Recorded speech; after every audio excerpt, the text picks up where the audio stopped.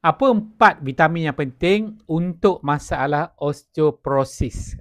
Dah ada masalah tulang rapuh, mungkin dah scan dah tulang, tapi belum terlambat untuk kita bina balik tulang baru yang lebih baik dan atasi simptom-simptom yang datang dalam osteoporosis ni lah.